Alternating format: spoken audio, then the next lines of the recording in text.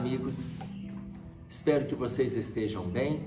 Nós estamos trabalhando o livro Desafios da Educação. Vocês conhecem o livro da psicografia de Raul Teixeira, sob a orientação do espírito de Camilo. Nós estamos trabalhando sobre o tema educação e casamento. E estamos hoje com a pergunta de número 37. Como trabalhar a questão das viciações sexuais de um dos cônjuges quando esse intenta trazê-las para a intimidade do casal? Aqui primeiro nós precisamos de entender o que são viciações sexuais. Porque veja, existem algumas práticas sexuais e isso é o casal que vai avaliar. Eu não vou ficar aqui citando práticas sexuais. Tem casais que se favorecem desta ou daquela maneira, que tem prazer desta ou daquela maneira. Mas é importante que seja respeitado o desejo do outro, a liberdade do outro, para que os dois conquistem esse bem-estar. Então, quando nós falamos aqui em viciações, nós estamos colocando principalmente diante daqueles excessos que muitas vezes as pessoas assistem nas mídias, assistem nos filmes, assistem nas revistas e querem trazer para a sua prática conjugal aquele mesmo movimento sexual que ele viu lá na tela. Mas aquele da tela, as pessoas estão sendo pagas para fazer aquilo ali, e não estou aqui para discutir a questão moral daqueles que fazem, mas transpor da tela de um cinema, de uma TV, de um livro, de uma revista, para a sua cama, para o seu aconchego conjugal, tem um largo espaço de tempo. Ah, por quê? Porque com o tempo o outro vai aceitar? Não. Porque com o tempo você vai amadurecer e vai entender se aquilo ali é ou não importante para a sua relação. Porque muitas vezes atende a uma necessidade física, mas não atende o emocional. Muitas vezes atende a mente perturbada, mas não atende a mente equilibrada. Mas veja, determinadas práticas, elas podem perturbar o ambiente conjugal. Porque tem pessoas que querem se envolver com esta ou com aquela prática, sem que o outro tenha o mesmo desejo. Muito pelo contrário, às vezes o outro acha aquilo agressivo. E por ele achar agressivo, ele não vai aceitar. Quando ele não aceita, se num casal, um homem quer uma prática e a mulher não quer, ou vice-versa. Ou se eu estou falando de um casal hétero, mas pode ser de um casal homo, mas se um quer uma prática, o outro não quer, respeitemos o outro. E vamos nos envolver até o ponto em que nós dois estejamos satisfeitos. Então, é o casal que vai fazer esse movimento. Esse movimento que o casal vai fazer, ele tem que ter um norte. O norte desse movimento se chama diálogo. Porque onde não tem diálogo, não tem descoberta, não tem conhecimento, e não tem autoconhecimento, e não tem a apresentação de você para o outro. Consequentemente, não tem uma saúde conjugal saudável. Mas olha como que a espiritualidade, quando Raul Teixeira faz essa pergunta, repetindo, como trabalhar a questão das viciações sexuais de um dos cônjuges, quando esse intenta trazê-las para a intimidade do casal? Porque muitas vezes um só deseja, o outro não deseja aqueles excessos, que para aquele que está trazendo não é excesso, ele acha que aquilo é natural. E aí a espiritualidade responde assim: vale a pena o diálogo sincero em que ambos falem de como estarão mais felizes e recompensados na intimidade. Como que ambos estarão felizes e recompensados na intimidade. Então esse exercício, ele é dos dois. Para isso, gente, se não tivermos diálogo, não tem como nós atendermos o equilíbrio do casal. Mas se um insistir e o outro não aceitar de jeito nenhum, vai criar uma cisão. Por quê? Porque diálogo não é simplesmente falar, é também saber ouvir. E aonde a pessoa aprende a escutar e se posicionar, e depois escuta e se posiciona e escuta, ali nós encontraremos o denominador comum. Os dois estarão caminhando juntos. Então os dois encontrarão felizes e recompensados, eles estarão felizes e recompensados na intimidade, o que vai permitir a aceitação ou não disso ou daquilo em clima de respeito e liberdade.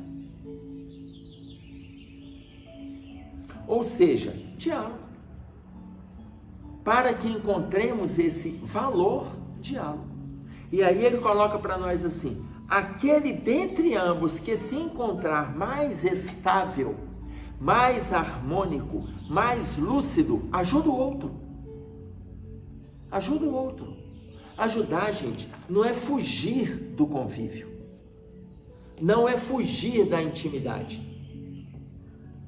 Não é fugir do diálogo. Não é fingir que nada está acontecendo. Porque, veja, a intimidade sexual é um norte para a estabilidade. O equilíbrio sexual é uma troca de energia saudável para o casal. Emmanuel coloca isso para nós no livro Vida e Sexo, no capítulo Energia Sexual, se me recordo bem, é o capítulo 6, e depois ele vai lá no capítulo 7 que vai falar sobre casamento. E ele vai falar da troca saudável de energia, aonde os dois se revitalizam após um encontro sexual, após a intimidade física, afetiva, emocional e espiritual, para dar conta das atividades que a semana vai propor.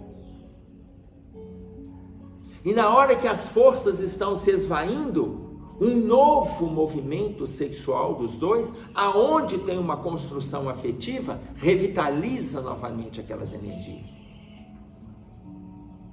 Então, é extremamente saudável esse encontro. Ah, mas tem pessoas que não querem ter um envolvimento sexual de forma nenhuma. Olha, alguma coisa precisa ser feito no movimento de diálogo. Quando os dois não querem, porque sentem que já estão revitalizados apenas na presença do outro. Como Kardec e Amélie Baudet, como Kardec e a sua esposa, eles tomaram essa decisão.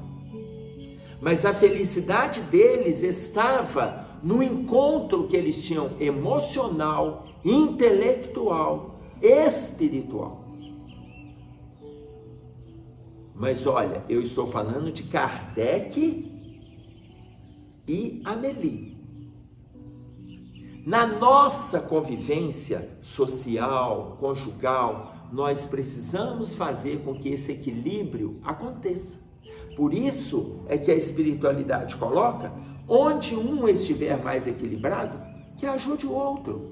Aí ele diz assim: dentre ambos, aquele que se encontrar mais estável, mais harmônico, mais lúcido, ajuda o outro. Sem violência.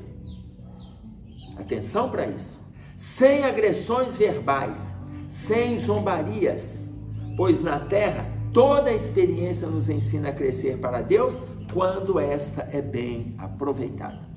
Então, sem violentar, sem agredir, sem ironizar. É muito comum, quando vai conversar sobre esse assunto, aparecerem as alterações de humor.